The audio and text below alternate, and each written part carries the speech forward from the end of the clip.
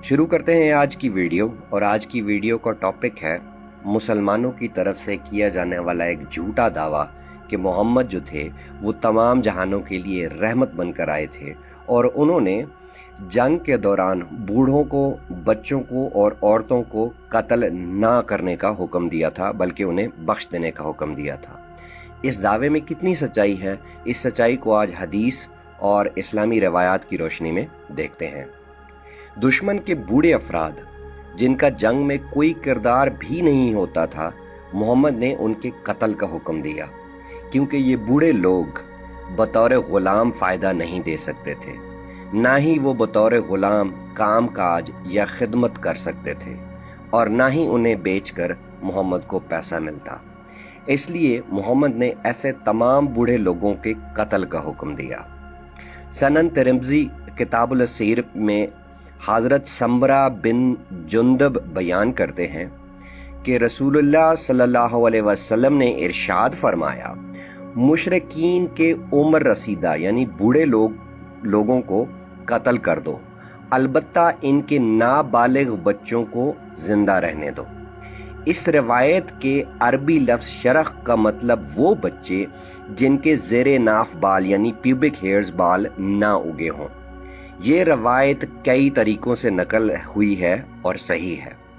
इमाम तिरमिज़ी ने इस हदीस को हसन सही गरीब लिखा है और कहा है कि यही हदीस हज्जाज ने कतादा से भी रिवायत की है।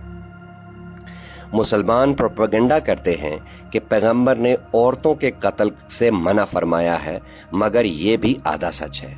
सच्चाई ये है कि पैगंबर ने तमाम कैदी औरतों का माल और जेवर लूट लेने का हुक्म दिया था और उन्हें सेक्स सर्विस और दीगर खिदमात के लिए बांदियां बनाने का हुक्म दिया था।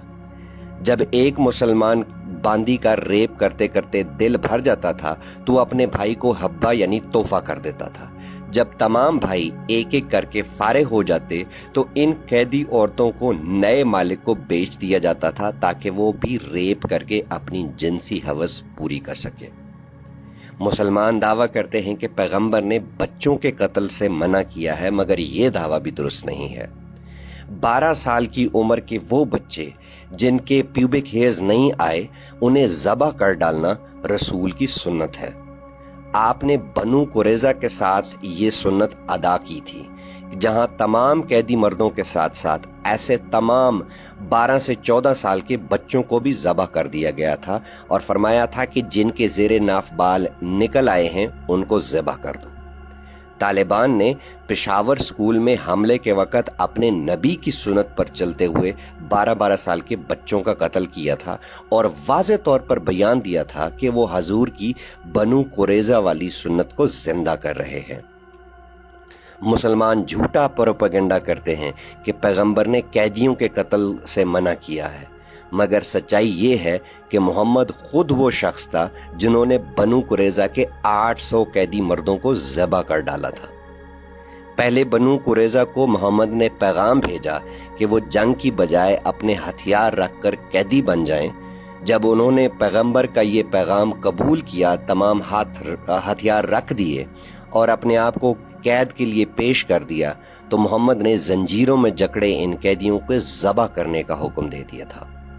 सही बुखारी किताबुल अतक और सही मुस्लिम किताबुल जहाद में इब्ने औन कहते हैं कि उन्होंने नाफे को लिखा कि क्या ये ज़रूरी है कि कुफार पर हमला करते वक्त उन्हें इस्लाम की पहले दावत दी जाए। इस पर नाफे ने जवाब दिया कि ये चीज़ इस्लाम के शुरू में थी, मगर बाद में रसूल ने बनु मुस्तलिक पर बिल्कुल गफलत की हालत में हमला कर दिया था, यानी कोई दावत नहीं दी थी, और उस वक़्त हमला कर दिया था जब उनके माल मवेशी जानवर पानी पी रहे थे और उनके लड़ने वालों को कत्ल कर दिया गया था, औरतों और बच्चों को कैद कर लिया गया था। मुसलमान आज वावेला करते नजर आते हैं कि तालिबान के दहशतगर्दों पर ड्रोन हमलों में उनके मासूम बच्चे और औरतें भी मारी जाती हैं, लेकिन ये खुद नबी की अपनी सुन्नत है, जहां पैगंबर ने बगैर औरतों और बच्चों के मासूम खून की परवाह किए हमले का हुक्म देते हुए ये कहा था कि ये औरतें और बच्चे मारी भी जाएं तो क्या है, ये तो उन्हीं दुश्मनों में से हैं। सही बुखारी किताबुल जहाद में साब बिन जसामा कहते हैं कि मोहम्मद का अबू यवदान के मकाम पर मेरे पास से गुजर हुआ तो आपने उन मुशरिकों के बच्चों और औरतों के बारे में पूछा जो रात को अपने घरों में सोए हुए थे और सोए हुए कत्ल कर दिए गए थे। अब रह गई बात आगे जजिया की। जजिया अदा करने का हुक्म भी सिर्फ अहले किताब के लिए है, यानी यहूद और नसारा और मजूसियों के लिए, जबकि काफरों के लिए सिरे से कोई जजिया ही नहीं, बल्कि तलवारें उनकी गर्दनों पर रख दी जाती हैं और कहा जाता है कि या तो इस्लाम कबूल कर लो या तुम्हारी गर्दनें उतार दी जाएंगी। जजिया अदा करने का सिर्फ अहले किताब को था, जिसमें यहूदी, मजूसी और ईसाई शामिल थे। इन तीनों ग्रोहों को शरीयत ने अख्तियार दिया है कि या तो वो इस्लाम कबूल कर लें या फिर जलील होकर जजिया देना कबूल करें। सही मुस्लिम किताबुल सलाम में लिखा है कि रसूलुल्लाह फरमाते हैं, यहूद व नसारा को कभी सलाम की इब्तदा ना करो, और जब इनमें से कोई रास्ते में मिल जाए तो उसे जलील करने के लिए तंग रास्ते से गुजरने पर मजबूर कर दो। अहले जजिया की मजीद तहजीक, इंसल्ट और तहकीर इस तरीके से की गई है कि उन्हें मजबूर किया जाएगा कि वह अपने सर के अगले हिस्से को, बालों को मुंडवा कर रखें। अहले जजिया काठी डालकर घोड़े या गधे पर सवारी भी नहीं कर सकते।